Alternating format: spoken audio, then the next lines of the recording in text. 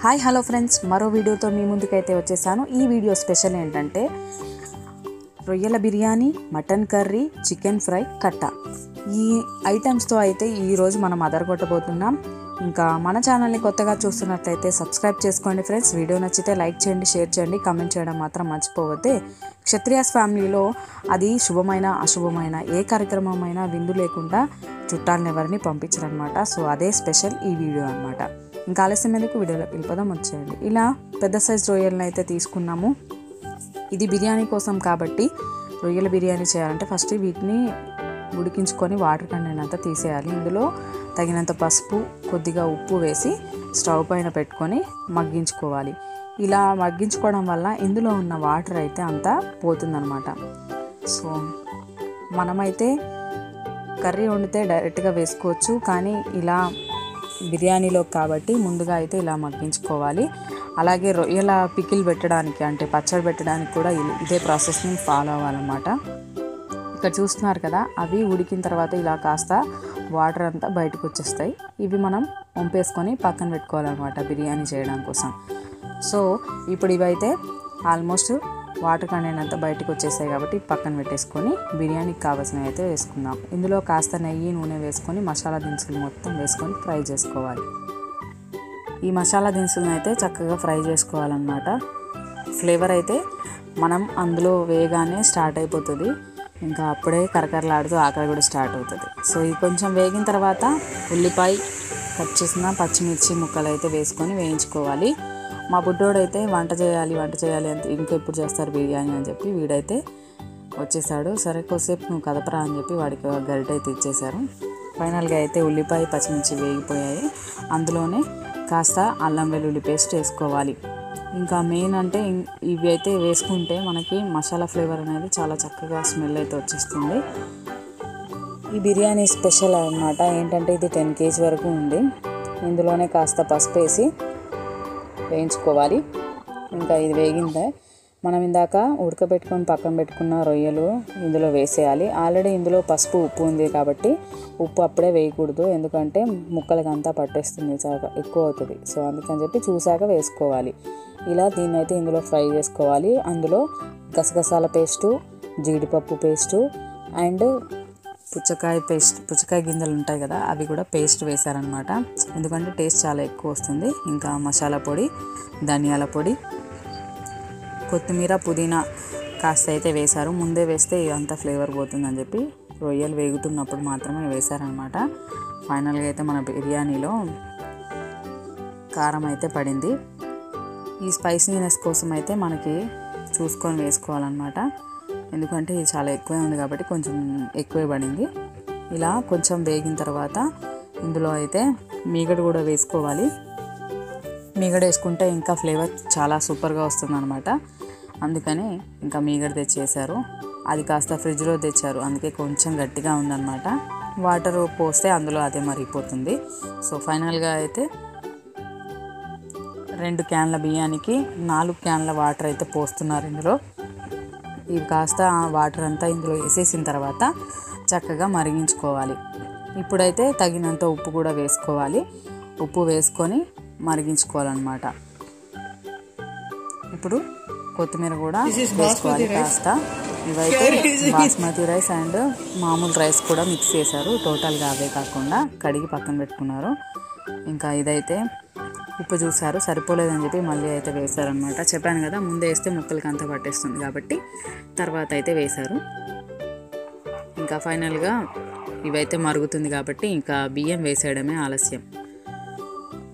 ఏ function అయినా ఏదైనా catering ఇచ్చుకోవడం కంటే ఇలా ఇంట్లో అందరూ కలిసి చేసుకుంటే ఎంతో హ్యాపీగా ఉంటుంది. కాకపోతే కొంచెం కష్టంగా ఉంటుంది. 4 చేతులు పడితే కానీ ఈజీగా ఏ పని అవ్వదు.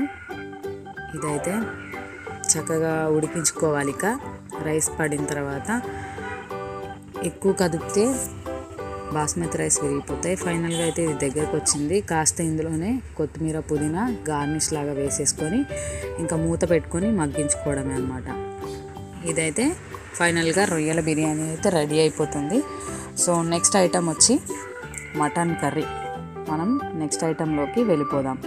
ఇదైతే రెడీ అయిపోయింది. ఇక చూస్తున్నారు కదా, పొగలు వస్తుంది, పొగల మధ్యలో అది సరిగ్గా కనిపించట్లేదు. సో ఫైనల్గా రొయ్యల బిర్యానీ అయితే ఫినిష్ అయిపోయింది. అప్పుడే నోరు అనుకోవద్దే, నెక్స్ట్ ఇంకా మటన్ ఉంది. సో మటన్ కోసం ఇలా బౌల్ పెట్టుకొని అందులో తగినంత ఆయిల్ అయితే వేసుకోవాలి. అందులో కాస్త ఆకులు అయితే వేసి పుదీనా వేసి వేయించుకుంటున్నాము. దాని తర్వాత కట్ చేసిన ఉల్లిపాయ పచ్చిమిర్చి ముక్కలు కూడా వేసి వేయించుకోవడమే. పెద్దగా ఉంది కాబట్టి కొంచెం టైం పడుతుంది. కాస్త ఇవి వేగిన తర్వాత అందులో అల్లం వెల్లుల్లి పేస్ట్ అయితే వేసుకోవాలి. ఇది ముందే వేసుకోవడం వల్ల పచ్చివాసన పోయి చక్కగా వేగి ఫ్లేవర్ బాగా వస్తుంది అన్నమాట. ఇంకా మనమైతే ఇందులోనే ఉల్లిపాయ వేయించేటప్పుడే అల్లం వెల్లుల్లి పేస్ట్ కూడా వేయించేస్తున్నాం కదా. సో అదనమాట సంగతి. కొద్దిగా పసుపు అయితే వేసుకున్నాం. ఫైనల్గా కడిగి పెట్టుకున్న మటన్ అయితే ఇందులో వేసేసుకున్నాం. ఇప్పుడు ఇదంతా కలుపుకోవాలి. ఆయిల్లో ఇదంతా మంచిగా వేగాలన్నమాట. కొంచెం మూత పెట్టుకొని మంచిగా మగ్గించుకుంటే సూపర్గా ఉడుకుతుంది. ఎక్కువసేపు రిస్క్ లేకుండా ఉంటుంది అన్నమాట. కాస్త ఉప్పు కూడా వేసుకొని మూత అయితే పెట్టుకొని మగ్గించుకోవాలి. మొత్తం పూర్తిగా అంతా కలిసిపోయేలాగా కలపాలన్నమాట. ఉప్పు అయితే ఫస్ట్ తగినంత అయితే వేసుకోవాలి. సరిపోకపోతే తర్వాత చూసాను వేసుకోవచ్చు, కానీ ఎక్కువ మాత్రం వేసుకోకూడదు. ఇంకా ఉప్పు కూడా కలిసేలాగా కలుపుకొని మూత అయితే పెట్టేసుకోవాలి. మూత పెట్టుకోవడం వల్ల ఏమవుతుందంటే ఆవిరికి కొంచెం అంత త్వరగా ఉడుకుతుంది అన్నమాట. చూస్తున్నారుగా ఆవిరి చక్కగా, ఇందులో వాటర్ కూడా ఫామ్ అయింది. సో ఇదైతే ఇప్పుడు కొద్దిగా మెత్తబడింది ముక్క. ఇప్పుడు ఇందులోకి మనం మిగతా ఐటమ్స్ అయితే వేసేసుకుందాం. మసాలా పొడి, ధనియాల పొడి, అలాగే మనం ముందుగా చేసి పెట్టుకున్న జీడిపప్పు పేస్టు, గసగసాల పేస్టు, రుచికి సరిపడినంత కారం కూడా వేసేసుకోవాలి. ఇంకా ఆంధ్ర కారం అయితే స్పైసీగానే ఉంటుంది కాబట్టి చూసి వేసుకోవాలన్నమాట. ఎక్కువ కావాలనుకునే వాళ్ళు ఎక్కువ వేసుకోవచ్చు, లేదంటే సరిపడా వేసుకోవచ్చు.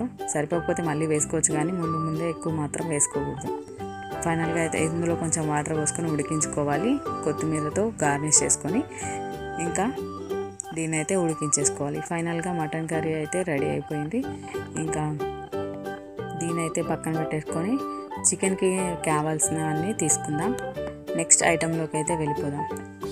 దీన్ని మూత పెట్టి పక్కన పెట్టేసుకుందాం. ఇంకా చికెన్ ఫ్రెష్గా కడిగి తీసుకున్న చికెన్ అయితే తీసుకొని అందులో కొద్దిగా పసుపు, కారం, ఉప్పు,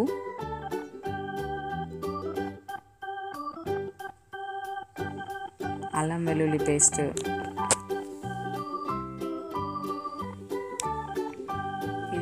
మసాలా పొడి కాస్త ఎక్కువే ఉంది. ముందే మ్యాగ్నేట్ చేసి పెట్టుకుంటే తొందరగా ఉడుకుతుందనే ఉద్దేశంతో ఇలా చేసాం అన్నమాట. ఇది ధనియాల పొడి, కొద్దిగా కార్న్ఫ్లోరు,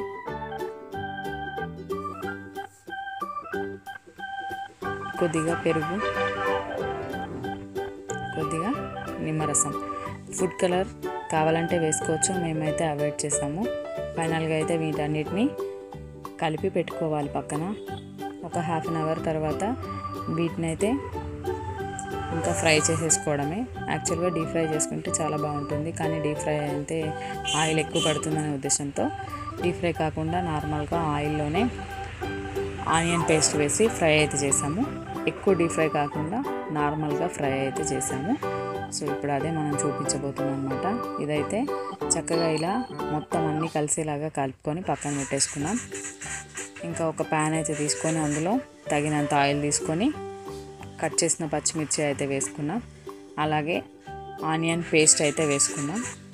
ఇదంతా ఫ్రై చేసుకోవాలి. ఇది కొంచెం వేగిన తర్వాత పసుపు వేసుకోవాలి. అందులో ఆల్రెడీ వేసాము, కానీ కొద్దిగా ఇందులో కూడా వేసుకుంటే బాగుంటుంది. తర్వాత మనం ఇప్పుడు అన్నీ మ్యాగ్నేట్ చేసిన చికెన్ ఉంది కదా, అదంతా తీసి ఇందులో వేసేసుకోవడమే.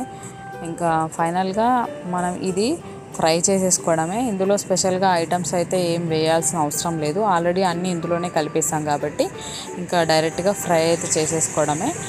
లాస్ట్లో కొత్తిమీర అయితే వేసుకొని గార్నిష్ చేసుకోవడమే. ఇదైతే మనం డీప్ ఫ్రై అవుతుంది అనుకున్నాము, కానీ ఆనియన్ పేస్ట్ వేయడం వల్ల ఇలా చిక్కగా ఉందన్నమాట. సో ఇదైనా ఓకే, బట్ బాగానే ఉంది. ఇంకా ఫైనల్గా అయితే ఇది దగ్గరికి వస్తుంది కాబట్టి ఇంకా కొత్తిమీరతో గార్నిష్ చేసేసుకొని ఇంకా దీన్ని అయితే దగ్గర దాకా వచ్చేదాకా ఉడికించుకొని దింపేసుకున్నాం. సో చికెన్ ఫ్రై అయితే ఇలా అట్టర్ ఫ్లాప్ అయిపోయింది, కానీ ఇలాగైనా అడ్జస్ట్ అయిపోయారు పాపం మా వాళ్ళు. సో నెక్స్ట్ ఐటమ్ వచ్చి కట్ట.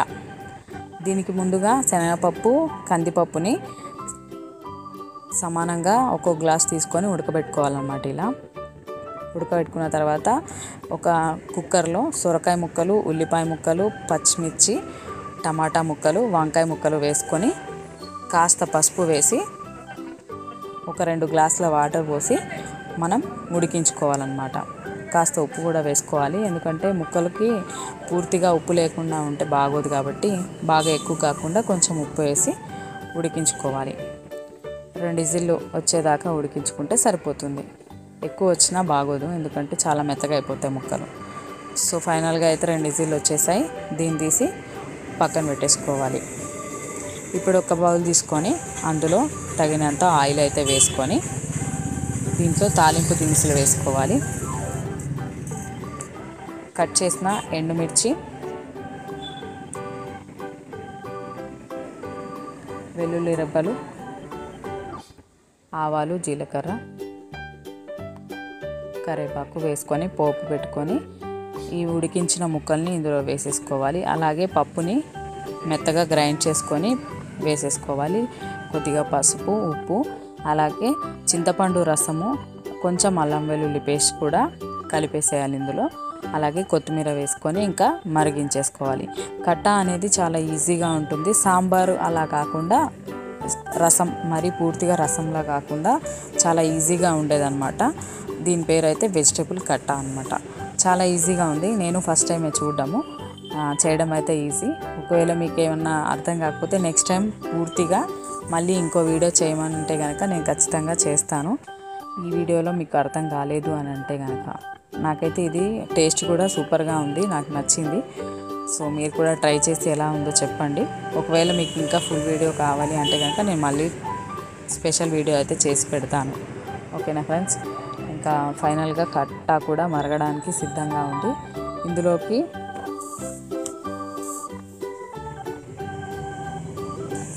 ఇదైతే బయట పెట్టేసి మరిగించేసాము. ఫైనల్గా పెరుగు పచ్చడికి కూడా ఉల్లిపాయ, పచ్చిమిర్చి, కొత్తిమీర వేసి చక్కగా ఉప్పు వేసుకొని ఇది పిసికేసాము.